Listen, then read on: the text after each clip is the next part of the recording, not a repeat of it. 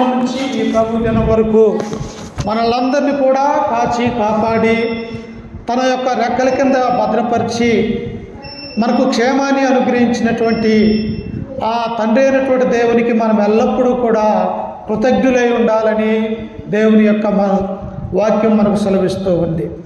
అలాగనే ప్రతి ఆదివారం కూడా పరిశుద్ధ గ్రంథంలో ఉన్నటువంటి దేవుని యొక్క మాటలను నేర్చుకుంటూ ఆత్మ సంబంధంగా ఒకరికొకరు పెంపొందించుకుంటూ ఈ లోకంలో ఒక క్రైస్తవులుగా మనం బ్రతుకుతూ ఉన్నాం ప్రియులారా. అలాగనే క్రీస్తుకు పూర్వం జరిగినటువంటి అనేక మంది ప్రవక్తలు బైబిల్లో ఉంటూ ఉన్నారు. అట్టి ప్రవక్తలలో ఉన్నటువంటి వారు పెద్ద ప్రవక్తలుగా పిలువబడ్డటువంటి నలుగురు వ్యక్తులు బైబిల్లో ఉన్నారు ప్రియులారా. ఎవరెవరు వాళ్ళు?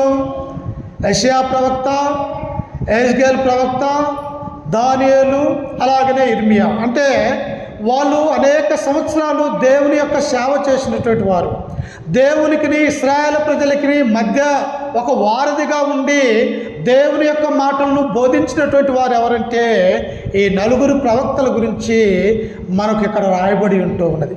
అందుకనే ఈ యొక్క మధ్యాహ్న కాల సమయంలో ఒక ప్రవక్త గురించి మనము తెలుసుకొనబోతూ ఉన్నాం. ఆయన ఈ ముగ్గురి కంటే కూడా, యెషయా కంటే, ఇర్మియా కంటే, యెహెజ్కేలు గారి కంటే కూడా తన యొక్క జీవితంలో బాలుడి దగ్గర నుంచి యవ్వన వయసులలో కూడా, యవ్వన వయసు నుంచి వృద్ధాప్యం వచ్చే వరకు కూడా దేవుడంటే భయం కలిగినటువంటి ప్రవక్త అంటే దానియేలు ప్రియులారా. ఎవరమ్మా? దానియేలు. బాల్యం నుండి, తల్లి గర్భంలో నుండి దేవుడు ఈ భూలోకంలోనికి తీసుకుని వచ్చిన వయసు నుంచి తన వృద్ధాప్యం అనగా 70-80 సంవత్సరాలు వృద్ధుడిగా ఉన్నప్పటికీ కూడా తన యొక్క విశ్వాసాన్ని ఎక్కడా కూడా ఆయన పోగొట్టుకోలేదు అన్నటువంటి విషయాన్ని ఈ ప్రవక్త ద్వారా మనం నేర్చుకొనబోతూ ఉన్నాం. చూడండి, పరిశుద్ధ గ్రంథంలో నుంచి దానియేలు గ్రంథము, పరిశుద్ధ గ్రంథంలో నుంచి దానియేలు గ్రంథము మొదటి అధ్యాయము మొదటి నుంచి చదువుకుందాం ప్రియులారా. యూదా రాజుకు యెహోయాకీము ఏలుబడిలో 3వ సంవత్సరమున బబులోను రాజుకు నెబుకద్నెజరు యెరూషలేము మీదికి వచ్చి దాని ముట్టడి వేయగా ప్రభు యూదారాజుకు యెహోయాకీమును దేవుని మందిరములోని శేషించిన ఉపకరణములను ఆ రాజు చేతికి అప్పగించెను గనుక అతడు ఆ వస్తువులను షినారు దేశంలోని తన దేవతాలయమునకు తీసుకొని పోయి తన దేవతాలయపు బొక్కసములో ఉంచెను. ఇక్కడ గమనించినట్టయితే ప్రియులారా, యేసుక్రీస్తు పుట్టక మునుపు అనగా పాత నిబంధన గ్రంథంలో ఉన్నటువంటి ఇశ్రాయేలు ప్రజల్ని దేవుడు నా ప్రజలు అని పిలిచినట్టుగా ఈ దేవుని గ్రంథంలో మనం చూడగలం. అలాగనే క్రొత్త నిబంధనకు వచ్చేసరికి ఎవరైతే యేసుక్రీస్తును అంగీకరిస్తారో, ఎవరైతే క్రైస్తవులుగా ఈ యొక్క లోకములో పిలువబడి దేవుని యొక్క మాటలకు విధేయత కలిగి ఆడి యొక్క సన్నిధిలో ఉంటారో వారిని క్రైస్తవులుగా పిలువబడ్డట్టుగా మనము చూడగలుగుతూ ఉన్నాం. అయితే ఇక్కడ దానియేలు గ్రంథంలో ఉన్నటువంటి వారు ఎవరంటే యూదా జాతి ప్రియులారా. ఈ యొక్క యూదా జాతి అయినటువంటి ఇశ్రాయేలు ప్రజలు 12 గోత్రాలకు చెందినటువంటి వారిని దేవుడు ఏం చేశాడంటే దేవుని యొక్క మాట వినటం లేదు ప్రియులారా. ఎప్పుడైతే మనము దేవుని యొక్క మాటకి, దేవునికి విధేయత కలిగి ఈ లోకంలో జీవించకపోతే ప్రియులారా, మన యొక్క జీవితంలో అనేకమైనటువంటి శ్రమలు ఆరంభమవుతాయి ప్రియులారా. అందుకే ఇక్కడ ఇశ్రాయేలు ప్రజలు కూడా ఎన్నో సంవత్సరాల నుంచి నా ప్రజలు, నేను ఇష్టపడుతున్నటువంటి వారు, మీరు నా యొక్క బిడ్డలు అని చెప్పేసి దేవుడు ఐగుప్తు దేశంలో నుంచి కానాను దేశంలో తీసుకొని వచ్చినప్పటికీ కూడా వారు ఏమాత్రము కూడా దేవుడు అంటే భయము, భక్తి లేనటువంటి వారిగా జీవిస్తూ ఉన్నారు. అందుకు దేవుడు ఏమన్నాడంటే, ఇక వీరిని నేను చెరలోనికి పంపిస్తూ ఉన్నాను. ఆల్రెడీ 10 గోత్రాలుగా ఉన్నటువంటి ఇశ్రాయేలు ప్రజలు చెరలోనికి వెళ్ళిపోయారు. వారు ఏ చెరలోనికి వెళ్ళిపోయారు? అష్షూరు చెరకు వెళ్ళిపోయారు ప్రియులారా. ఇక 2 గోత్రాలకు సంబంధించినటువంటి యూదులు యెరూషలేములోనే ఉన్నారు. మరి వారిని చూసి వీరన్నా మన మనసు మార్చుకుందాం. ఇదిగో మన యొక్క అన్నదమ్ములైనటువంటి ఇశ్రాయేలీయులు దేవుడు అష్షూరు చెరకు పంపించాడు. ఇదిగో మనము 2 గోత్రముల వారే ఈ యొక్క యెరూషలేములో నివసిస్తూ ఉన్నాము. మనము దేవుడంటే భయము కలిగి ఆయన యొక్క మందిరానికి వెళ్ళి ఆయనను వేడుకున్నట్టయితే మనల్ని కాపాడుతాడు కదా అన్నటువంటి ఆలోచన ఏ ఒక్కరికి కూడా యూదులలో ఉన్నట్టుగా మనము చూడటం లేదు ప్రియులారా. అందుకనే ఇర్మియా గ్రంథంతో దేవుడు అన్నాడు, ఓ ఇర్మియా, యెరూషలేములో ఉన్నటువంటి యూదా దేశంలో ఉన్నటువంటి నా ప్రజలైనటువంటి యూదులు నా యొక్క మాటలు నా యొక్క ఆజ్ఞలు గైకొరక ఇదిగో ఇతరుల యొక్క దేవతల తట్టు తిరిగి వారు విగ్రహారాధన చేసి నా నుండి దూరమైపోతూ ఉన్నారు కనుక ఇదిగో 70 సంవత్సరములు వీరిని చెరలోనికి పంపిస్తాను అని దేవుడు ఇర్మియా ప్రవక్తతో చెప్పాడు. ప్రియుల, దేవుడు ఎందుకు తన యొక్క ప్రవక్తల్ని ప్రజల మధ్యలోనికి పంపిస్తాడు? ఎందుకు తన యొక్క సేవకుల్ని ప్రజల్లోనికి పంపిస్తారంటే ఆ సేవకుని యొక్క మాట విని మారు మనసు కలిగి దేవుని వైపు ఉంటారేమో, లేకపోతే ఈ యొక్క ప్రవక్త మాట విని ఇది దేవుని యొక్క మాటలు కనుక వారి యొక్క మనసు ఎక్కడన్నా మారి దేవుని యొక్క మందిరానికి వస్తారేమో అని చెప్పేసి ముందుగా దేవుడు ఏం చేస్తారంటే తన యొక్క ప్రవక్తలను సేవకుల్ని పంపిస్తాడు ప్రియుల. కానీ వింటారా? ప్రవక్తలు అనేక మంది ప్రవక్తలు దేవుని యొక్క గ్రంథాన్ని తీసుకొని దేవుని యొక్క మాటలు చెప్పినప్పటికీ కూడా వారు విననటువంటి వారిగా ఉంటూ ఉన్నారు. అందుకే దేవుడు ఏం చేశాడంటే ప్రియులారా, యెహోయాకీం అనేటువంటి రాజు కాలంలో నెబుకద్నెజర్ అనేటువంటి బబులోను రాజు ఏం చేశాడంటే యూదా దేశం అనే కానాను దేశం మీదకి దండ ఎత్తి వారందరినీ కూడా తన యొక్క దేశం అనే బబులోను దేశంలోనికి దాసులుగా తీసుకుని వచ్చాడు. ప్రియులారా, దాసులుగా ఉన్నటువంటి ప్రజలు ఎలా ఉంటారు? యజమానుడు ఏది చెబితే అది చేయాలా. వారి సొంతంగా ఉండటానికి ఉండకూడదు. ఎందుకు?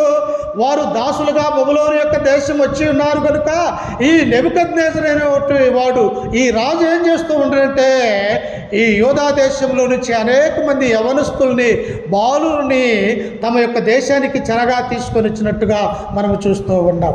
అయితే ఇక్కడ చెరలోనికి వచ్చినటువంటి వారిలో ఎవరున్నారంటే ఒకసారి చూడండి 3వ వచనంలో, రాజు అస్పెనజు అను తన నపుంసకుల అధిపతిని పిలిపించి అతనికి ఇలాగు ఆజ్ఞాపించెను, ఇశ్రాయేలీల రాజవంశములలో ముఖ్యులై కురూపము లేక సౌందర్యమును సకల విద్యా ప్రవీణతయు జ్ఞానము కలిగి తత్వజ్ఞానము తెలిసిన వారై రాజనగరందు నిలవదగిన కొందరు బాలును రప్పించి కల్దీయుల విద్యను భాషను వారికి నేర్పము అని అక్కడ అస్పెనజ్ అనేటువంటి ఒక అధిపతికి రాజు సెలవిస్తూ ఉన్నాడు. అస్పెనజ్ అనేటువంటి అధిపతి, ఇదిగో మనము యూదా రాజ్యంలో ఉన్నటువంటి యొక్క బాలుర్ని మనము మన యొక్క దేశానికి దాసులుగా తీసుకొని వచ్చాము. వీరిలో ఎలాంటి వారు ఉండాలంట? వారి యొక్క శరీరాన్ని చూస్తూ ఉన్నప్పుడు ఎక్కడా కూడా అంగవైకల్యం అనేది వారిలో కనిపించకూడదు. వారి యొక్క రూపము సౌందర్యం వలె ఉండాలా. వారి యొక్క నడక, వారి యొక్క చేతులు అన్నీ సరిగా ఉండాలా. అంత మాత్రమే కాదు, వారు యవ్వనస్తులుగా ఉండాలా అని చెప్పేసి ఈ బబులోను రాజు అనేటువంటి నెబుకద్నెజర్ ఏం చేశాడంటే అస్పెనజు అనేటువంటి అధిపతికి ఆ యొక్క ఆజ్ఞ ఇచ్చాడు. ప్రియులారా, ఎవరైతే అలాగ ఉంటారో వారు ఇంకా ఎలా ఉండాలంట? జ్ఞానవంతులుగా ఉండాలా. అలాగనే తత్వజ్ఞానం తెలిసినటువంటి వారిగా ఉండాలా. అట్టి వారికి ఏం చేయమంటే మన కల్దీయులైనటువంటి భాషను వారికి నేర్పించి మన రాజనగర్లోనే ఉంచుకుందాము అని చెప్పేసి ఈ యొక్క బబులోను రాజు ఆ యొక్క అధిపతికి ఆజ్ఞ ఇచ్చాడు. ప్రియులారా, అప్పుడు చూడండి కింద వచనములో చదువుకుంటే 5వ వచనములో, మరియు రాజు తాను భుజించు ఆహారములో నుండి తాను పానము చేయు ద్రాక్షారసములో నుండి అనుదిన భాగము వారికి నియమించి 3 సంవత్సరములు వారిని పోషించిన పిమ్మట వారిని తన ఎదుట నిలవబెట్టినట్లు ఆజ్ఞ ఇచ్చెను. ఇదిగో అధిపతి, మనము చెరలో నుంచి తీసుకుని వచ్చినటువంటి ఈ యొక్క రాజవంశికులైనటువంటి యవనస్తులు ఉన్నారే, ఈ యవనస్తులకు ఏం చేయాలా? నేను ఏ ఆహారాన్ని అయితే తింటున్నానో, నేను ఏ ద్రాక్షారసం అయితే తాగుతున్నానో, నేను ఎలాంటి పండ్లు ఆహారం అయితే తింటూ ఉన్నానో, నేను తినే ఆహారానికి ఈ యొక్క యవనస్తులకు వారికి ఇచ్చినట్టయితే వారు యొక్క మన భాష మాట్లాడుతారు, వారు మంచి పుష్టిగా దేహదారుణ్యం కలిగి ఉంటారు. అప్పుడు మన రాజనగర్లో పరిపాలన చేయటానికి ఇట్టి వారు మనకు అవసరమై ఉన్నదని చెప్పేసి నెబుకద్నెజరు ఒక మంచి ఆలోచన చేశాడు ప్రియుల. ఎందుకు? కానాను దేశంలో ఉన్నటువంటి యూదులు యవనస్తులు ఎలాంటి వారో తెలుసా? మంచి సౌందర్యం కలిగినటువంటి వారు, వారు రాజవంశానికి చెందినటువంటి వారిగా ఉంటూ ఉన్నారు. అందుకనే వారిని ఏం చేశాడంటే, నేను తినే ఆహారంలో, నేను తినే ద్రాక్షారసము, నేను తినే పండ్లు అన్ని వారికి ఇచ్చి 3 సంవత్సరాల తర్వాత వారిని నా ఎదుటకు తీసుకుని రమ్మని బబులోను రాజు ఆజ్ఞ ఇచ్చాడు ప్రియులారా.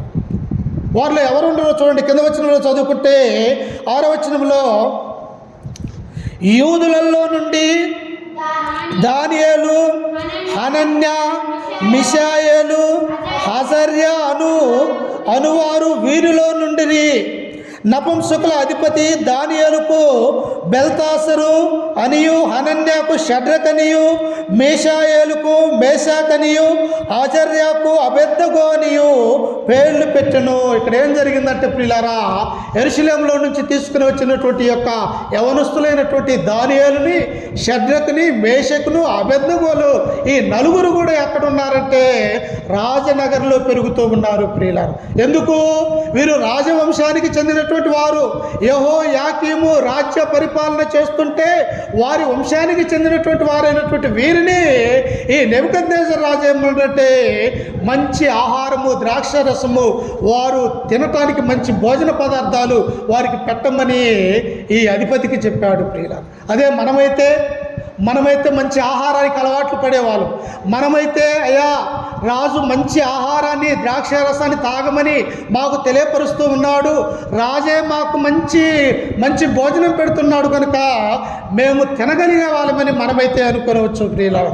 కానీ అక్కడ ఉన్నటువంటి దానియేలు, షడ్రకు, మేషకు, అబేద్నెగోలు అన్నారు, అయ్యా ఇదిగో మాతో పాటు ఉన్నటువంటి అనేక మంది మా ఈడు బాలుర్లో ఉన్నారు, అయ్యా వారికి పెట్టండి కానీ ఆ ద్రాక్షరసము, ఆ యొక్క భోజనము, మాకు కొన్ని నీళ్లు, అన్ని కూరగాయలు మాత్రమే మాకు అనుగ్రహించండి, మేము దానితో పాటు తిని మేము ఈ రాజనగర్లో పెరుగుతాము, కానీ ఇదిగో ద్రాక్షరసాన్ని మేము ముట్టము అని వారు తెలివిస్తున్నారు ప్రియుల. ఎందుకు ద్రాక్షరసం ముట్టరంటే అది మందుతో కూడినటువంటిది, అది ఒక రకంగా సారాయితో కూడినటువంటిది. ద్రాక్షారసము కొద్దిగా తాగితే మనిషి జబ్బును ఏం చేస్తూ ఉన్నది. అదే ద్రాక్షారసాన్ని ఎక్కువ తీసుకుంటే ప్రియులారా అది మనిషికి మత్తును కలుగజేస్తూ ఉన్నది. ఆనాడు ఆపరేషన్లో ఏదన్నా చేయాలంటే ప్రియులారా ఈ యొక్క ద్రాక్షారసాన్ని ఒక బాటిల్ తాగమని ఆనాడు ఉన్నటువంటి యూదులకు ఇచ్చేవారు ప్రియులారా. ఎందుకంటే ఈ ద్రాక్షారసము మత్తును కలుగజేస్తూ ఉన్నది మనిషికి. అందుకనే దానియేలు ఏమన్నారంటే, అయ్యా అశ్వనేజైనటువంటి అధిపతి, నేను పుట్టినప్పటి నుంచి కూడా నా తల్లి గర్భంలో నుంచి బయటికి వచ్చిన తరువాత నేను దేవుని యొక్క వాక్యాన్ని మాత్రమే నేర్చుకున్నాను. నా తల్లిదండ్రులు ఎల్లప్పుడూ కూడా దేవుని యొక్క మందిరానికే నన్ను నడిపించారు, కానీ ఇదిగో రాజు పెట్టే ఈ యొక్క ఆహారం మాకు వద్దు అని చెప్పేసి ఆ నపుంసకుల అధిపతి అయినటువంటి అశ్వనేజుకి వీరు మొరపెట్టుకుంటూ ఉన్నారు ప్రియుల. చూశారా, వారు ఉన్నటువంటి దేశాన్ని వారు వదిలి వెళ్ళిపోయారు. ఎక్కడో పరాయి దేశమైనటువంటి బబులోను రాజ్యంలో వీళ్ళు దాసులుగా ఉంటూ ఉన్నారు. అయినప్పటికీ కూడా ఈ దానియేలు ఏం చేస్తూ ఉన్నాడంటే తన యొక్క భక్తిని కాపాడుకుంటూ ఉన్నాడు ప్రియులారా. మన యొక్క జీవితంలో కూడా అనేకమైనటువంటి శ్రమలు, అనేకమైనటువంటి బాధలు ఈ లోకములో సాతానువాడు ఎన్నో రకాలుగా మనల్ని క్రైస్తవులో నుంచి తీసివేయాలని చూస్తాడు, కానీ మనం ఎట్టి పరిస్థితులలో కూడా మన యొక్క భక్తిని మనము కాపాడుకునే వారిగా ఉండాలని ఈ గ్రంథం మనకు సెలవిస్తుంది. అప్పుడు చూడండి, కింద వచనంలో చదువుకుంటే ఆయన అంటాడు, ఆ 8వ వచనంలో, రాజు భుజించు భోజనమును పానము చేయు ద్రాక్షారసమును పుచ్చుకొని తన్ను అపవిత్రపరుచుకొనకూడదని దానియేలు ఉద్దేశించి తాను అపవిత్రుడు కాకుండానట్లు వాటిని పుచ్చుకొనకుండా సెలవిమ్మని నపుంసకుల అధిపతిని వేడుకొనగా. ఎందుకు? ద్రాక్షారసం నేను తాగితే మత్తుండైపోతా, నోవాహు ఎలా పాపం చేశాడు? నోవాహు ఏం చేశాడంటే తను వేసినటువంటి ద్రాక్ష తోటలో నుండి ఆ ద్రాక్షారసము తాగి మత్తుడై దేవుని యొక్క ఆజ్ఞ అతిక్రమించినట్టుగా నోవాహును మనం చూడగలం ప్రియులారా. అందుకని ఇక్కడ దానియేలు అంటున్నాడు, అయ్యా ద్రాక్షారసము తాగి నేను మత్తుడయ్యి నా యొక్క దేవుని నేను మర్చిపోతానేమో కనుక నేను ఆ భోజనాన్ని కానీ ఆ ద్రాక్షారసం కానీ నేను త్రాగలేను అయ్యా అని చెప్పేసి ఆ నపుంసకుల అధిపతిని వేడుకుంటున్నట్టుగా మనం చూస్తూ ఉన్నాం ప్రియులారా.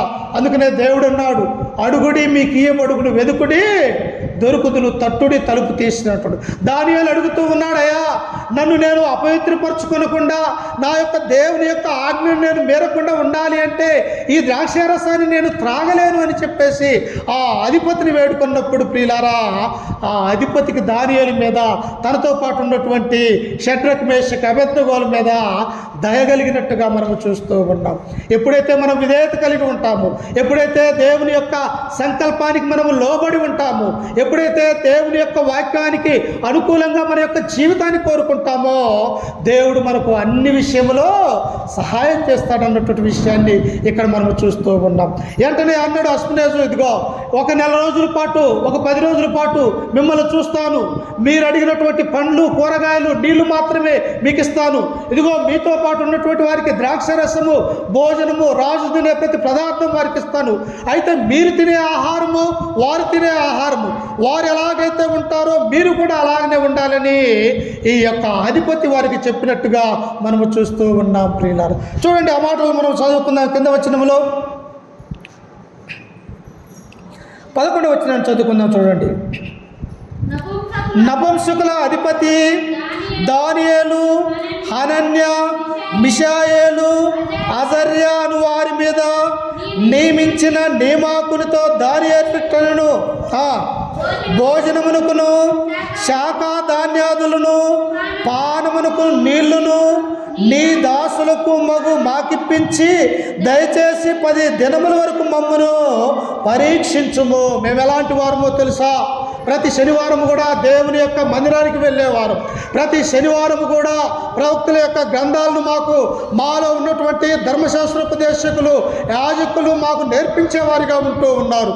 కనుక మమ్మల్ని మేము అపవిత్రపరచుకోకూడదని చెప్పేసి ఆయనను విన్నవించుకున్నప్పుడు ప్రియులారా, దేవుడు వారిని చూసినట్టుగా మనము చూస్తూ ఉన్నాం. మనము కూడా అనేక మంది చెడ్డ స్నేహం కలిగి ఉంటారు. అనేక మంది చెడ్డ స్నేహితులు మనల్ని తప్పుదో పట్టించడానికి అనేక మంది ఉంటూ ఉంటారు ప్రియులారా. కానీ మనం ఏం చేయాలా?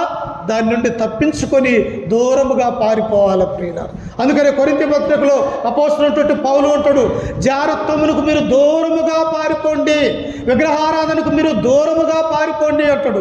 ఒకవేళ విగ్రహారాధన చేసే దగ్గర మనము కూడా ఉన్నట్టయితే వారి వలె మనము కూడా విగ్రహారాధన చేస్తే మన యొక్క దేవుడు మన మీదకి శాపం అనేది తీసుకుని వస్తాడు ప్రియులారా. అందుకని ఇక్కడ దానియేలు అంటూ ఉన్నాడు, వారికైతే ఇవ్వండి కానీ మేమైతే త్రాగము అని చెప్పేసి దానియేలు వారితో మొరపెట్టుకున్నప్పుడు ప్రియులారా, ఆ అధిపతి వారి యొక్క మొరవిని అలాగనే వారికి కూరగాయలు, నీళ్ళు అనేవి ఇచ్చినట్టుగా మనము చూస్తూ ఉన్నాం. ఎందుకు? క్రైస్తవుల జీవితం కూడా అలాంటిదే. మనం ఎప్పుడైతే విధేయత కలిగి ఉంటామో, మనం ఎప్పుడైతే దేవుని యొక్క వాక్యానికి అనుకూలంగా ఆయన యొక్క సన్నిధిలో మనం నేర్చుకుంటామో, దానియేలు వలె, దానియేలు జీవితం వలె మనల్ని ప్రవర్తించడానికి అవకాశం ఉంటూ ఉన్నది ప్రియులారా. అందుకనే చూడండి, ఆయన ఇంకా ఏమంటూ ఉన్నాడు, ఇలాగ ఉన్నందుకు దేవుడు వారిని ఏం చేశాడంటే 17వ వచనంలో, ఈ 4 బాలుల సంగతి ఏమనగా దేవుడు వారికి జ్ఞానమును సకల శాస్త్ర ప్రవీణతయు వివేచనయు అనుగ్రహించెను. ఎప్పుడైతే దానియేలు యొక్క మాట చెప్పాడో ప్రియులారా, పరలోకమందు ఉన్నటువంటి దేవుడు వారిని చూశాడు. అయ్యో, ఈ బబులోను దేశంలో ఉన్నప్పటికీ కూడా, దాసుల గృహంలో ఉన్నప్పటికీ కూడా నా యొక్క మాటలు విని నా మాటల ప్రకారము ఈ యవ్వన పిల్లలు ప్రవర్తిస్తూ ఉన్నారని దేవుడు వారిని చూశాడు ప్రియులారా. ఎందుకంటే ఆయన పరలోకంలో ఉన్నాడు, మనం ఎక్కడ ఉన్నాము? భూమి మీద ఉన్నాం ప్రియులారా. మనం చేసే ప్రతి పని కూడా దేవుడు చూస్తున్నాడు అన్నటువంటి విషయాన్ని మనం ఆలోచన చేయాలి. ఎప్పుడైతే ఈ 4 యొక్క ఆలోచనలను, వారి యొక్క మాటలను తండ్రి అయినటువంటి దేవుడు చూశాడో వారికి ఏమనుగ్రహించినాడట? వారికి జ్ఞానమును సకల శాస్త్ర ప్రవీణతయు వివేచనయు అనుగ్రహించెను. మరియు దానియేలు సకల విధములకు దర్శనములను స్వప్న భావములు గ్రహించు తెలివి గలవాడై ఉండెను. ప్రియులారా, అందుకనే దేవుడు అంటాడు, ఎప్పుడైతే దేవుని యందు మనం భయం కలిగి ఉంటామో, ఆయన సన్నిధిలో ఉంటామో, అందుకనే కొలస్సీలకు రాసినటువంటి పత్రికలో దేవుడు అంటాడు, బుద్ధి విజ్ఞాపములు సర్వ సంపదలు దేవుని అందే గుప్తమై ఉన్నాయి అంటాడు. అంటే ఇక్కడ జ్ఞానాన్ని దేవుడు అనుగ్రహించాడు. అదే జ్ఞానం మనకున్నట్టయితే ఏది దేవుడో ఏది దేవుడు కాదో, ఏది మంచో ఏది చెడో, ఆ దైవకు సంబంధమైనటువంటి జ్ఞానం మనకు ఉండాలి అంటే ప్రియులారా, మనము కూడా దానియేలు వలె ఉండాలని యొక్క గ్రంథం మనకు సెలవిస్తూ ఉంది. అంత మాత్రమే కాదు, దానియేలు ఎలాంటి వాడో తెలుసా? ఎవరికి ఏ కల ఇచ్చినా కానీ, రాత్రి వేళ సమయంలో ఏ దర్శనం కలిగినా కానీ, ఆ బబులోను దేశంలో అనేక మంది ఉన్నప్పటికీ కూడా ఎంతటి జ్ఞానులకు సాధ్యము కాని పనిని ఈ దానియేలుకు సాధ్యమవుతుంది ప్రియులారా. అది ఏ కలైనా కానీ, ఎలాంటి కలైనా కానీ, ఆ కళను చెప్పే ఆలోచన, ఆ జ్ఞానాన్ని దేవుడు దానియేలుకు అనుగ్రహించినటువంటి వాడిగా మనము చూస్తూ ఉన్నాం. మన యొక్క జీవితంలో కూడా దేవుని యొక్క జ్ఞానం ఉండాలంటే, దేవుని యొక్క భయం మనలో ఉండాలంటే ప్రియులారా, మనము వాక్యంలో ఉండాలని ఈ యొక్క మాట మనం సెలవిస్తూ ఉన్నాం. అందుకనే ఇంకా దానియేలు ఎలాంటి వాడో తెలుసా? రోజుకు దానియేలు 3 మార్లు ప్రార్థన చేసేవాడిగా ఉన్నాడు. ఎలాంటి వాడు? 3 మార్లు అనగా రోజులో ఉదయం పూట, మధ్యాహ్నం పూట, అలాగనే సాయంత్రము 3 సార్లు ప్రతిరోజు కూడా ఆయన ఎంత పని ఉన్నా, ఎంత కష్టపడి పని చేస్తూ ఉన్నప్పటికీ కూడా ఉదయం ప్రార్థన చేసుకుంటాడు, మధ్యాహ్నం ప్రార్థన చేసుకుంటాడు, అలాగనే సాయంత్రం కూడా ఆయన ప్రార్థనాపరుడుగా ఉంటూ ఉన్నాడు. మనం అలా చేసుకుంటూ ఉన్నామా? కనీసం ఒక 5 నిమిషాలు మన యొక్క కుటుంబంలో చేరి రాత్రి వేళ సమయంలో పడుకునే ముందు కానీ, లేకపోతే లేచిన తర్వాత, అయ్యా రాత్రికాల సమయం అంతా కూడా మమ్మల్ని కాచి కాపాడావు, నన్ను కాపాడావు, నా కుటుంబాన్ని కాపాడావు, అందుకు నేను నీకు ప్రార్థన చేస్తూ వేడుకుంటున్నానని మనలో ఎవరన్నా ప్రార్థన చేసుకుంటూ ఉన్నామా? కానీ బబులోను దేశంలో ఉన్నటువంటి దాసుల గృహంలో ఉన్నటువంటి యొక్క దానియేలు ముమ్మారు దేవునికి ప్రార్థన చేసేవాడిగా ఉంటూ ఉన్నాడు ప్రియులారా. ఈయనే కాదు, మన ప్రభు అయినటువంటి యేసు క్రీస్తు వారు కూడా ఈ లోకానికి వచ్చినప్పుడు ఒక శరీరధారిగా నీవు నేను ఎలాగైతే ఉంటూ ఉన్నామో, యేసు క్రీస్తు వారు కూడా ఒక శరీరాన్ని ధరించుకొని ఉన్నప్పుడు ఆయన కొండ మీదకి ఎక్కి కొండ మీద మోకరించి ప్రార్థన చేసేవాడు, చేనులలోకి వెళ్ళి శాలల్లో ప్రార్థన చేసేవాడు, అనేక కుటుంబాలలోకి వెళ్ళి కుటుంబాలలో కూడా తన తండ్రికి యేసు క్రీస్తు వారు కూడా ప్రార్థన చేసేవాడిగా ఉంటూ ఉన్నాడు ప్రియులారా. అందుకని యొక్క దానియేలు ఎలా ఉన్నాడు? ముమ్మారు కూడా ప్రార్థన చేసేవాడిగా ఉంటూ ఉన్నాడు. ఇట్టి ప్రార్థన చేస్తున్నటువంటి దానియేలు మీద ఆ దేశ నివాసులు కొంతమంది అధిపతులు ఒక కుట్ర చేశారు ప్రియులారా. ఈ దానియేలు రోజు రోజుకు అభివృద్ధి పొందుతూ ఉన్నాడు. రోజు రోజుకు పెద్ద పెద్ద అధిపతులుగా, 3 ప్రధానులలో ఒక ప్రధానిగా, రాజుగా నియమించబడుతూ ఉన్నాడు. ఇతన్ని ఎలాగైనా కూడా రాజు దగ్గర వ్యతిరేకంగా చేయాలని చెప్పేసి అనేక మంది ఆయన మీద విషచూపులు చూసినటువంటి వారిగా మనం చూడగలుగుతూ ఉన్నాం. చూడండి, ఆ మాటలు ఎక్కడ ఉన్నాయో. దానియేలు గ్రంథము 6వ అధ్యాయము చూడండి అమ్మా. దానియేలు గ్రంథము 6వ అధ్యాయము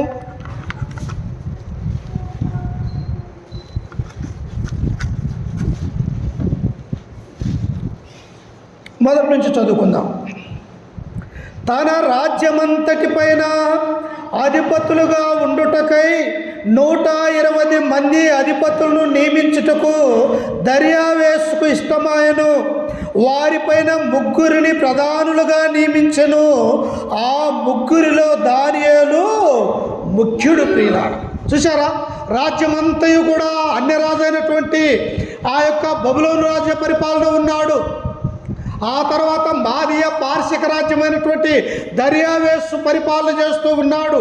ఈ పరిపాలన చేస్తూ ఉన్నప్పుడు 120 సంస్థానాలుంటే వారందరినీ పరిపాలించడానికి ఒక 3 అధిపతులను పెడితే ప్రియులారా, ఆ 3లో దానియేలు ముఖ్యుడుగా ఉంటూ ఉన్నాడు ప్రియులారా. దేవుని నమ్ముకుంటే చూడండి, ఎక్కడున్నటువంటి బాలుడు ఆ దేశానికే అధిపతులలో ముఖ్యుడుగా దేవుడు ఆశీర్వదించినాడు ప్రియులారా. యోసేపుని ఏం చేశారు తన అన్నలు? ఇతరులకు అమ్మివేశారు ప్రియులారా. దాసులుగా ఇస్మాయిలు అన్నటువంటి జాతికి ఆయనను అమ్మివేసినట్టుగా చూస్తూ ఉన్నాం. కానీ ఎక్కడైతే దాసుడుగా ఉన్నాడో, ఎక్కడైతే తన యొక్క అన్నలు ఆయనను అమ్మివేశారో, అట్టి ఐగుప్తు దేశానికి దేవుడు ఏం చేశాడంటే గొప్ప ప్రధానిగా చేసినాడు ప్రియులారా. చూశారా, ఆయన చేతి కింద మనం ఉన్నట్టయితే, ఆయనతో పాటు మనము భక్తితో భయముతో ఉన్నట్టయితే ప్రియులారా, ఆయన నిన్ను నన్ను ఆశీర్వదించడానికి సిద్ధముగా ఉన్నట్టుగా మనము చూస్తూ ఉన్నాం. ఈ యొక్క దానియేలు దేవుడు ఏం చేశాడు? దేవుడు అంటే భయం కలిగి ఉండటం వలన, రోజుకు 3 సార్లు ఆయన ప్రార్థనా జీవితము కలిగి ఉండటం వల్ల ఆ దేశానికే 3 ముఖ్యులైతే ఆ 3లో దానియేలు ప్రముఖుడుగా ఉన్నట్టుగా మనము చూస్తూ ఉన్నాం ప్రియులారా. అందుకనే ఇక్కడ చూడండి, ఆయన 3 ప్రధానులుగా నియమించెను. ఆ 3లో దానియేలు ముఖ్యుడు.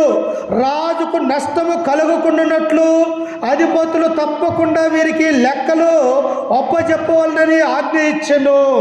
ఈ దానియేలు అతి శ్రేష్టమైన బుద్ధి గలవాడై ప్రధానులలోనూ అధిపతులలోనూ ప్రఖ్యాతి నొంది ఉండెను కనుక రాజ్యమంతటి మీద అతన్ని నియమింపవలనని రాజు ఉద్దేశించెను. ఎలాంటి వాడో చూడండి, దానియేలు మంచి జ్ఞానవంతుడిగా ఉన్నాడు. జ్ఞానం ఎలా వస్తుంది? దేవుడిస్తాడు ప్రియులా. సొలొమోనుకు ఏమన్నాడు? అయ్యా, ఇంతదైనటువంటి నీ రాజ్యాన్ని పరిపాలించడానికి నాకున్నటువంటి ఈ జ్ఞానం సరిపోదయ్యా. నేను బాలుడిగా ఉన్నాను, నా యొక్క తండ్రేమో మరణించి ఉన్నాడు, నేను ఎలా రాజ్య పరిపాలన చేయాలని దేవునికి మొక్కినప్పుడు ప్రియులారా, దేవుడు ఏమన్నాడో తెలుసా? ఇదిగో రాజైనటువంటి బాలుడైనటువంటి సొలొమోను, నీవు నన్ను ఆస్తి ఐశ్వర్యము రైతుల్ని గుర్రాలని ఇవ్వని నన్ను అడగలేదు కనుక, కేవలం నువ్వు జ్ఞానాన్ని కావాలని అడుగుతున్నావు కనుక ఇదిగో జ్ఞానంతో పాటు సర్వ సంపద ఐశ్వర్యములు నీకు నేను ఇస్తున్నానని చెప్పేసి ఆ సొలొమోనుకు జ్ఞానాన్ని అనుగ్రహించినాడు ప్రియులా. నేను ఆ జీవితంలో కూడా మనం ఎల్లప్పుడూ ప్రార్థనా జీవితాన్ని కలిగి ఉండాలి. మనము ప్రార్థన చేస్తే ఆయన ఏదైనా ఇయ్యగల సమర్థుడు ప్రియులారా. మనము అడగక ముందే నా యొక్క బిడ్డలకి, నా యొక్క కుమారులకి, నా యొక్క కుమార్తెలకి ఏది అవసరమో అని ఆయన ముందుగా ఆలోచించేవాడిగా ఉంటూ ఉన్నాడు. కనుక ఈ యొక్క దానియేలు ప్రార్థన చేయటం వలన ఇప్పుడు ఆ రాజ్యానికి అధిపతిగా దేవుడు నిర్ణయించబోతూ ఉన్నాడు. అప్పుడు నిర్ణయించినప్పుడు తనతో పాటు ఉన్నటువంటి అధిపతులు ఈ దానియేలు ఎలాగైనా అధిపతి అవుతాడేమో, రాజుకు ఈయనకు చెడే విధంగా ప్రయత్నం చేయాలని చెప్పేసి ఒక ఆజ్ఞను ఆ దేశంలోనికి తీసుకుని వచ్చారు. ఏమని తీసుకుని వచ్చారు చూడండి, కింద వచనంలో 4వ వచనంలో, అందుక ప్రధానులను అధిపతులను రాజ్యపాలన విషయంలో దానియేలు మీద ఏదైనా ఒక నిందను మోపవలనని ఉండి తగిన హేతువు కనిపెట్టుచుండిరి గాని దానియేలు నమ్మకస్తుడై ఏ నేరమైనను ఏ తప్పైనను చేయువాడు కాడు కనుక దానియేలులో తప్పైనను లోపమైనను కనుగొన లేకపోయిరి. ఆయనతో పాటు పనిచేస్తున్నటువంటి అధిపతులు ప్రియులారా, ఈ దానియేలు ఏ విషయములలో కూడా మనకు దొరకటం లేదు. రాజు ఈయనని ఎక్కువగా ప్రేమిస్తూ ఉన్నాడు, రాజు యొక్క దేశానికే అధిపతి చేయాలని చూస్తూ ఉన్నాడు కనుక ఇతన్ని ఎలాగైనా మనము రాజ్య పరిపాలన యందు ఒక నేరం మోపాలి అని చెప్పేసి ఆ అధిపతులు ఆలోచన చేశారు ప్రియులారా. యేసు ప్రభు మీద కూడా ఏ నేరం మోపారు? రోమీయులు ఏ నేరం మోపారు? ఆయన స్వజనులైనటువంటి యూదులు ఏ నేరం మోపారు? ఇదిగో ఈయన 40 సంవత్సరాలు కట్టినటువంటి యొక్క దేవాలయాన్ని దీన్ని పడగొట్టి 3 రోజులలో నేను కడతాను అని ఈయన అన్నట్టు మేము విన్నాము అని చెప్పేసి ఆ యొక్క నేరాన్ని మోపినట్టుగా చూస్తూ ఉన్నాం. ఇంకా ఏమి నేరం మోపారు యేసుక్రీస్తు మీద? ఈయన దేవుణ్ణి నా తండ్రి అని పిలుస్తూ ఉన్నాడు. ఈయనకు తండ్రి ఎలా అవుతాడు? ఆయన పరలోకమందున్నటువంటి పెద్ద దేవుడు, తండ్రి, మనందరికీ తండ్రి. ఇతనికి ఎక్కడ తండ్రి అవుతాడు? కనుక ఇతను అక్కడ తప్పు చేశాడని చెప్పేసి యేసు క్రీస్తు మీద కూడా నేరాలు మోపి ప్రియులారా 30 వెండి నాణెములకు ఆయన అమ్మేసినట్టుగా మనము చూస్తూ ఉన్నాం. ఇదే విషయం ఇక్కడ దానియేలు కూడా ఎలాగైనా ఈయన మీద నేరం మోపాల, ఏ విషయంలో కూడా ఇతను దొరకట్లేదు కనుక ఇతన్ని ఎలాగైనా దేవునికి దూరం చేయాలన్నటువంటి విషయాన్ని వారు ఆలోచన కలిగి ఉన్నారు. ప్రియులారా, మనము కూడా భక్తిగా జీవిస్తూ ఉంటే మన యొక్క జీవితంలో అనేకమైనటువంటి శ్రమలు వస్తాయి ప్రియులారా. ఎందుకు? ఈ శ్రమల వల్ల మనల్ని దేవుని యొద్ద నుండి దూరం చేయాలని సాతాను యొక్క ఆలోచన. కానీ దేవుడు దానియేలు పక్షం ఉన్నట్టుగా మనం చూస్తూ ఉన్నాం. చూడండి, కింద వచనంలో ఏమని ఉన్నది? 6వ వచనం, కాబట్టి ఆ ప్రధానులు అధిపతులను రాజునొద్దకు సందడిగా కూడి వచ్చి ఇట్లనిరి, రాజుకు దర్యావేషు చిరంజీవయుగాక. రాజ్యపు ప్రధానులు, సేనాధిపతులు, అధిపతులు, మంత్రులు, సంస్థానాధిపతులు అందరూ కూడి రాజొక ఖండితమైన చట్టము స్థిరపరిచి దానిని శాసనముగా చాటింప చేయనట్లు యోచన చేసిరి. ఏమని చేశారు చూడండి, ఎట్లనగా 30 దినముల వరకు నీ యొద్ద తప్ప మరి ఏ దేవుని యొద్దైనను మానవుని యొద్దైనను ఎవడును ఏ మనవిని చేయకూడదు. ఎవడైనను చేసిన యెడల వాడు సింహపు గుహలో పడదోయబడును. రాజా ఈ శాసన ప్రకారముగా రాజు శాసనము ఒకటి పుట్టించాడు. ఇక దానియేలు దేంట్లో దొరకట్లే. ఎలాగైనా ఇతన్ని ఆ అధిపతి స్థానాన్ని అతనికి ఇవ్వకూడదు, ఇతన్ని ఎలాగైనా అతన్ని చంపేయాలన్నటువంటి ఉద్దేశం కలిగినటువంటి యొక్క అధిపతులు ఏం చేశారంటే, ఇదిగో రాజా, మేము ఒక శాసనాన్ని వేయబోతూ ఉన్నాం. ఇదిగో ఈ యొక్క బబులోను దేశంలో 30 రోజుల పాటు ఏ మానవుడు కూడా ఎవరికి కూడా ప్రార్థన చేయకూడదు, ఏ దేవుడికి కూడా మొక్కకూడదు. ఇదిగో ఒక ప్రతిమను మేము చేస్తూ ఉన్నాం, ఆ ప్రతిమకు మాత్రమే మొక్కాలని చెప్పేసి వీరు తీర్మానం చేసి శాసనము చేసి దానికి ఒక ముద్ర వేశారు. ప్రియులారా, చూశారా? ఆయన 3 సార్లు ప్రార్థన చేసుకుంటుంటే ఆ ప్రార్థన చేయకుండా ఆపాలని సాతాను వాడు ఎన్ని కుయుక్తులు చేస్తూ ఉన్నాడో. ప్రియులారా, మన యొక్క జీవితంలో కూడా ప్రార్థన చేసుకుందామంటే ఏదో ఒక ఆటంకం ఉంటుంది. అది పనో లేకపోతే ఇంకొక పనో, ఎలాగైనా కూడా మనము కూడా ఆటంకపరచబడుతూ ఉంటాం. కానీ మనము రహస్యమందున్నటువంటి దేవునికి ప్రార్థనా జీవితం చేయాలి ప్రియులారా. అందుకని ఇక్కడ శాసనం చేశాడు, ఇదిగో నీకు తప్ప ఏ మానవుడైనను ఏ దేవుడికైనను మోకరించి ప్రార్థన చేశాడో వాడు సింహము గుహలలో పడదోయాలి రాజా అని చెప్పేసి ఇక శాసనం చేశాడు. చూడండి, అప్పుడు శాసనం చేసినా కానీ ఇక్కడ ఏమని ఉన్నదో చూడండి ప్రియులారా.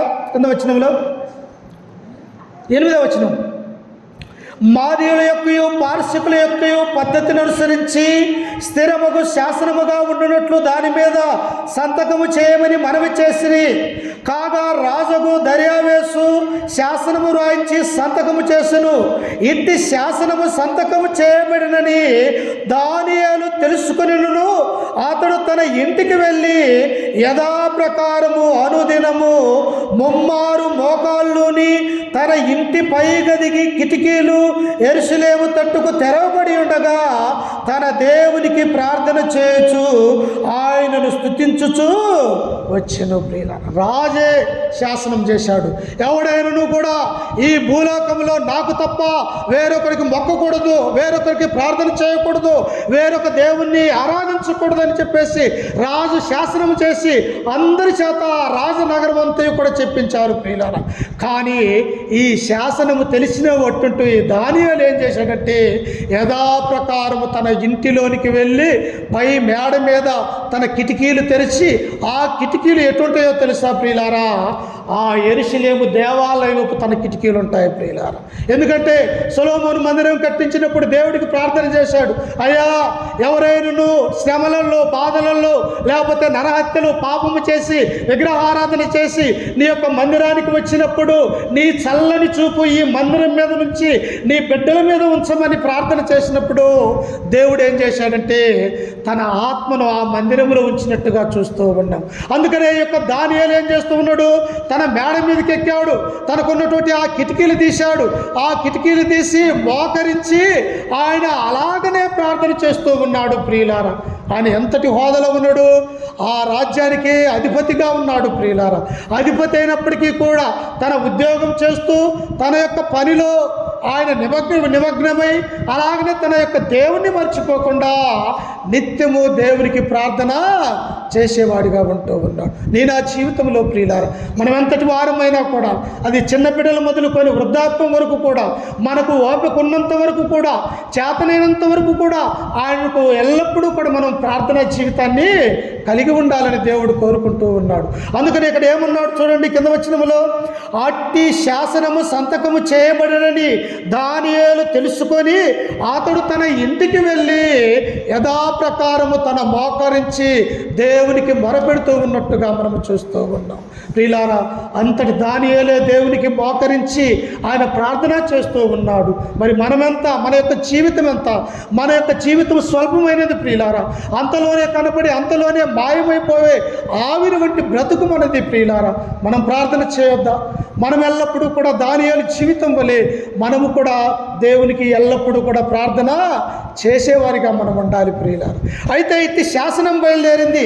ఎవరైతే ప్రార్థన చేస్తారో, ఎవరైతే దర్యావేసుకు తప్ప వేరొక దేవుడికి ప్రార్థన చేసినట్టయితే వాడు సింహములో పడేవేయాలని యొక్క ఆజ్ఞ బయలుదేరినది ప్రియులారా. ఇప్పుడు ఏం చేస్తున్నారో చూడండి, కింద వచనములో 11వ వచనం, 6:11. ఆ మనిషిలో గుంపు కూడి వచ్చి దానియేలు తన దేవునికి ప్రార్థన చేయటయు ఆయనను బతిమాలుకొనుటయు చూసి రాజు సముఖమునకు వచ్చి, శాసన నియమములు బట్టి రాజా 30 దినముల వరకు నీకు తప్ప మరి ఏ దేవునికైనను మానవునికైనను ఎవడను ప్రార్థన చేయకూడదు. ఎవడైనను చేసిన ఎడలా వాడు సింహపు గుహలో పడదోయబడునని నీవు ఆజ్ఞ ఇయ్యలేదా? ఇక్కడ ఉన్నటువంటి అధిపతులు ఆలోచన చేశారు. ఈ దానియేలుని ఎలాగైనా చంపాలా, ఎలాగైనా కూడా ఆయన మీద నేరం మోపాలన్నటువంటి ఆలోచన కలిగి ఈ అధిపతులు ఆయన ప్రార్థన చేసుకునేది చూసి ఆ మేడ మీదకి వెళ్ళారు ప్రియులారా. వీళ్ళందరూ చూస్తూ ఉన్నప్పుడు ఆయన తన దేవుడిని ఆరాధిస్తూ ఉన్నాడు. ఆ పరలోకమందు ఉన్నటువంటి దేవునికి మొరపెడుతూ ఉన్నారు. అప్పుడు వీరొచ్చి రాజు దగ్గరికి వచ్చారు. ఇంకో దర్యావేశ అయినటువంటి రాజా, 30 రోజుల పాటు ఈ యొక్క దేశంలో ఏ మానవుడు కూడా ఎవరికి కూడా పూజించకూడదు అంటే నీ దగ్గర పనిచేసే ఈ దానియేలు ఏం చేస్తూ ఉన్నాడో తెలుసా? తన దేవునికి యెహోవాకు ప్రార్థన చేస్తూ ఉన్నాడు. మరి ఏమిటి యొక్క ఆజ్ఞ అన్నప్పుడు ఈ దర్యావేశు శాసనం చేశాడు కదా, ఏం చేయాలి ఇప్పుడు ఈ యొక్క దానియేలుని? ఇదిగో తప్పు చేశాడు కనుక ఇతన్ని సింహాల పోలంలోనికి తీసుకుని వెళ్ళేయండి ప్రియులారా. చూశారా, క్రైస్తవ జీవితం ఎంత కఠినమైనదో. క్రైస్తవ యొక్క జీవితం ముళ్ళబాట లాంటిది ప్రియులారా. ఎక్కడ చూసినా అనేకమైనటువంటి శ్రమలు, అగచాట్లు, అనేకమైనటువంటి బాధలు, నిందలు క్రైస్తవ యొక్క జీవితంలో మనం అందరం కూడా పడేవారిగా ఉండాలి ప్రియులారా. అందుకని ఈ సమయంలో అపోస్తులైనటువంటి పౌలు ఒక మాట అంటాడు, చూడండి నాతో పాటు. అపోస్తుల కార్యములు, పరిశుద్ధ గ్రంథంలో నుంచి అపోస్తుల కార్యములు 14వ అధ్యాయము 22వ వచనం చదువుకుందాం. అపోస్తుల కార్యములు 14వ అధ్యాయము 22. శిష్యుల మనసులు దృఢపరిచి విశ్వాసమందు నిలకడగా ఉండవలననియు అనేక శ్రమలు అనుభవించి మనము దేవుని రాజ్యంలో ప్రవేశింపవలననియు వారిని హెచ్చరించిని. అపోస్తులైనటువంటి పౌలు అంటూ ఉన్నాడు, ఓ లోస్త్రాలో ఈకొనేలో ఉన్నటువంటి సంగమా, మనము రాజభోగములతోటి దేవునిలోనికి మనం రాలేదు. మనము అనేకమైనటువంటి శ్రమలు మనము అనుభవించాలా. ఎందుకు? మన రక్షకుడైనటువంటి యేసుక్రీస్తే అనేకమైనటువంటి శ్రమలు అనుభవించాడు ఈ లోకములో. ఆయన మరణించాడు, సమాధి చేయబడ్డారు, ఆయనను కొట్టారు, ఈడ్చారు, కొరడాలతో ఉమ్మివేశారు, అనేక విధాలుగా ఆయనను శ్రమ పెట్టారు కనుక ఆయన నమ్ముకున్నటువంటి మనము కూడా శ్రమ పడతాము అన్నటువంటి విషయాన్ని ఇక్కడ పౌలు సెలవిస్తూ ఉన్నాడు ప్రియులారా. మనము కూడా నిజమైనటువంటి భక్తిపరులుగా ఉంటే ప్రియులారా, అనేకమైనటువంటి శ్రమలు మనకు మన యొక్క జీవితంలో అది అదేదో రకంగా మనకు సాతాను వాడు కలుగ చేయటానికి అవకాశం ఉంటూ ఉన్నది ప్రియులారా. అందుకని యొక్క దానియేలు కూడా దేవునికి ముమ్మారు ప్రార్థన చేసి ప్రార్థనా జీవితము కలిగి ఉన్నటువంటి యొక్క దానియేలుకు ఇప్పుడు శ్రమలు సంభవిస్తూ ఉన్నాయి ప్రియులారా. అప్పుడు రాజు అంటూ ఉన్నాడు, ఇదిగో నా యొక్క ఆజ్ఞని అతిక్రమించినాడు రాజు, ఈ యొక్క దానియేలుని ఏం చేయాలన్నప్పుడు అందరూ కలిసి యొక్క దానియేలుని సింహాల బోన్లలో ఆయనను వేశారు ప్రియులారా. అవి క్రూరముగాలు, పులులనంగా, ఎలుగుబంట్లనంగా, సింహాలనంగా మనిషిని చీల్చి చెండాడి ఒక్క దెబ్బల్లోనే వాటిని ఏం చేస్తారంటే మనిషి బతుకబట్టుకొని రక్తమంతా తాగి చంపేస్తుంది ప్రియులారా, సింహాలు పులులు కానీ అలాంటి సింహాల బోనులో ఇప్పుడు దానియేలు పడబోతూ ఉన్నాడు. అయితే చూడండి అక్కడ ఏం జరిగిందో. దానియేలు గ్రంథము ముగించేస్తాము. దానియేలు గ్రంథము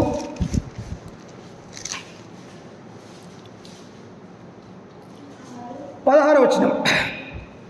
అంతటా రాజు ఆజ్ఞేయగా బంట్రౌతులు దానియేలును పట్టుకొని పోయి సింహముల గుహలో పడదోయగా రాజు, నీవు అనుదినము తప్పక సేవించుచున్న నీ దేవుడే నిన్ను రక్షించునని దానియేలుతో చెప్పెను. ఈ రాజుకు కూడా ఇష్టం లేదు ప్రియులారా, తన దగ్గర పనిచేసేవాడు కదా, 120 సంస్థానాలుంటే ఆ సంస్థానం మీద 3 అధిపతులుంటే ఆ ముగ్గురిలో ముఖ్యుడిగా ఉన్నటువంటి యొక్క దానియేలు నేడు సింహాల గుహలోనికి వెళ్ళిపోతూ ఉన్నాడు ప్రియులారా. ఈ రాజు అంటూ ఉన్నాడు, దర్యావేశు అయినటువంటి దానియేలు, నీవు ప్రతిదినము కూడా సేవించుచున్నటువంటి నీ దేవుడే నిన్ను కాపాడేవాడిగా ఉన్నాడు, కాబట్టి నువ్వు భయపడబాకు అని చెప్పేసి రాజాజ్ఞ ద్వారా సింహాల బోనులో వేశాడు ప్రియులారా. సింహాలు ఊరుకుంటాయా? ఆకలితో ఉంటాయి. మనిషిని చూస్తే అవి ఒక దెబ్బ చంపేసే వాటిగా ఉంటాయి ప్రియులారా. అప్పుడు చూడండి, కింద వచ్చిన వాళ్ళు చదువుకుంటే, వారు ఒక రాయి తీసుకొని వచ్చి ఆ గుహ ద్వారమును వేసి దాన్ని మూసిరి. మరియు దానియేలు రాజు యొక్క తీర్మానము మారునేమో అని రాజముద్రను అతని అధికారుల ముద్రను వేసి దాన్ని ముద్రించిరి. అంతటా రాజు తన నగరకు వెళ్ళి ఆ రాత్రి అంతా ఉపవాసం ఉండి నాట్య వాయిద్యములు జరగనీయలేదు, అతనికి నిద్ర పట్టకపోయెను. గుహాలో వేసినటువంటి దానియేలేమో క్షేమంగా ఉన్నాడు, ఏపించినటువంటి రాజు ఏమంటున్నాడు, ఆ రాత్రి అతనికి నిద్ర పట్టట్లేదు ప్రియులారా. ఒక మంచి వ్యక్తిని నేను సింహాల గుహలోనికి పంపిస్తేనే, ఒక పరలోకమున్నటువంటి దేవుని యొక్క కుమారుణ్ణి నేను చంపడానికి తీర్మానం చేస్తేనే అని చెప్పేసి ఆ రాజు ఆ రోజు రాత్రి అంతయు కూడా దర్యావేశు నిద్రపోలేదు ప్రియులారా. అసలు వాస్తవంగా ఎవరు భయపడాలా? సింహాలలోకి వెళ్ళిపోయినటువంటి వ్యక్తి భయపడాలా. ఎందుకు? తన ప్రాణం పోతే తన యొక్క భార్య, తన యొక్క కుటుంబ సభ్యులు, తన యొక్క వంశము, తన యొక్క బంధువులు, రక్త సంబంధికులు ఎక్కడ ఏడుస్తారో అని చెప్పేసి తను బాధపడిచింది పోయి ఆ వేయబడినటువంటి వాడేమో సంతోషంగా ఉన్నాడు, వేయించినటువంటి రాజేమో కన్నీరు కారుస్తూ బాధపడుతూ ఉన్నారు ప్రియులు. అందుకని పౌలు అంటాడు, ఫిలిప్పీలకు రాసినటువంటి పత్రిక 1వ అధ్యాయము 21వ వచనములు అంటాడు, ఇదిగో నా మట్టుకైతే బ్రతుకుట క్రీస్తు, చావైతే లాభం ప్రియులారా. ఎందుకు? నా బ్రతుకుట క్రీస్తే.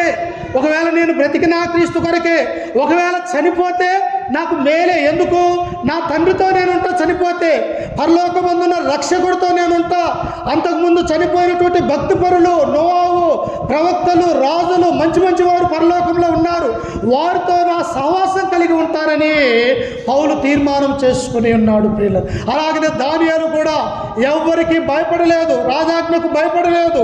సింహాల బోన్లో వేసినప్పటికీ కూడా ఆయన ఇప్పుడు ఎలాగున్నాడో ఒకసారి చూసి ఈ వాక్యాన్ని ముగించుకుందాం. చూడండి 20వ వచనం. అతడు గో దగ్గరకు రాగానే దుఃఖ స్వరముతో దానియేలును పిలిచి, జీవము గల దేవుని సేవకుడైన దానియేలు, నిత్యము నీవు సేవించుచున్న నీ దేవుడు నిన్ను రక్షింపగలిగనా అని అతన్ని అడిగాను. అందుకు దానియేలు, రాజు చిరకాలము జీవించుగాక, నేను నా దేవుని దృష్టికి నిర్దోషినిగా కనబడుతుంది గనుక ఆయన తన దూతను పంపించి సింహములు నాకు ఏ హాని చేయకుండా వాటి నోళ్ళు మూయించెను. చూశారా ప్రియులారా, ఎవరి నోళ్ళు మూయించబడ్డాయి? నోరు లేని సింహాల నోళ్ళు దేవుడు మోయించాడు ప్రియులారా. నా జీవితంలో మనకు కూడా అనేక మంది ఇలాంటి శత్రువులు ఉన్నప్పటికీ కూడా మనం నమ్ముకున్నటువంటి మన దేవుణ్ణి మనం ప్రార్థన చేసినట్టయితే అట్టి వారి నోళ్ళు దేవుడు మోయించగలడు ప్రియులారా. ఇప్పుడు ఎవరు నోళ్ళు మోయించబడ్డాయంటే ప్రియులారా, సింహాల నోళ్ళు తన దూతను అక్కడికి పంపించి దానియేలును కాపాడినట్టుగా మనం చూస్తూ ఉన్నాం. అందుకే ప్రియులారా, నా జీవితంలో కూడా దానియేలు ఎలా భక్తి కలిగి ఉన్నాడు. బాల్య దినముల నుంచే అయ్యా నేను ద్రాక్షారసం తాగను, ముట్టను, అది మందుతో కూడినటువంటిది, నా యొక్క భక్తిని నేను కాపాడుకోవాలని ఆయన దేవుణ్ణి వేడుకున్నట్టుగా మనం చూస్తూ ఉన్నాం. యవన ప్రాయంలో వచ్చేసరికి ఎలా ఉన్నాడు, ఆ రాజ్యానికే గొప్ప అధిపతిగా దేవుడు నియమించిన చూశాడు. ఆ తర్వాత రాజ్య పరిపాలన జరిగిన ఇదిగో మాదీయ పార్షిక రాజు అయినటువంటి దర్యావేష్ ఏం చేశాడు, ఇతన్ని 120 సంస్థానాలుంటే అందులో ముఖ్యుడిగా ఎంచినట్టుగా మనం చూస్తూ ఉన్నాం ప్రియుల. అందుకని మనం ఏం చేయాలంటే ఆయన బలిష్టమైనటువంటి రెక్కల కింద దేన మనస్కులై ఉండాలి ప్రియుల. మనం గర్వపడకూడదు, మనము కోప్పడకూడదు, మనము ఇతరులను తృణీకరించకూడదు. యేసుక్రీస్తు అన్నటువంటి బలిష్టమైనటువంటి రెక్కల కింద మనమందరము కూడా దేన మనస్కులై ఉంటే మన పక్షాన ఎవరు పోరాడుతుండ్రు? దానియేలు పక్షాన్ని ఇప్పుడు ఎవరు పోరాడారు? దేవుని యొక్క దూతను ఆ సింహాలలో గుహలోనికి పంపించినప్పుడు సింహాల నోళ్ళు మోయించబడ్డట్టుగా చూస్తూ ఉన్నాం.